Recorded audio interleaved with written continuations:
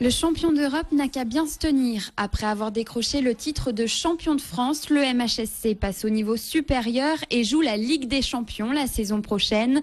Reste à savoir si Montpellier parviendra à conserver ses meilleurs éléments cet été. Pour réaliser ses objectifs, le MHSC va devoir recruter en conséquence. Le profit, bien sûr, quand on fait si on n'a que le championnat, que la coupe à faire, tout ça. Aujourd'hui, on a la Champions League, donc ça mérite un regard différent, mais dans la recherche qu'on peut avoir et sur les garçons qui sont susceptibles, par exemple sur la Ligue 2, je crois qu'on connaît tous les bons joueurs, il y a beaucoup de monde dessus, il faut voir, mais ce qui change beaucoup, ce que je voudrais te dire Jean-Marc, c'est surtout que le regard de l'extérieur par rapport à nous, c'est-à-dire que peut-être à un certain moment des joueurs qui auraient tiqué ou réfléchi pour venir chez nous, aujourd'hui il y a quand même la Champions League et je dirais que c'est un appel quand même qui est très important.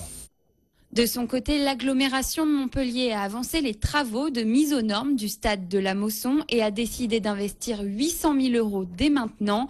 Prévu pour 2014, les sièges conformes aux exigences de l'UEFA seront installés avant le mois de septembre. Un deuxième chantier concernant la couverture du stade débutera, lui, fin 2013. L'opération, c'est effectivement la couverture intégrale du stade avec la tribune sud, la grande tribune, sans enlever aucune place, puisqu'il sera posé une casquette qui assure la couverture de la grande tribune et le joint avec les deux tribunes latérales actuelles.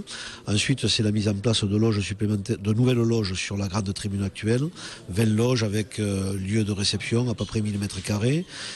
La réalisation d'un nouveau parking de plus de 3000 places est également prévue, un stade à la hauteur du champion de France et pourquoi pas des ambitions européennes de Montpellier.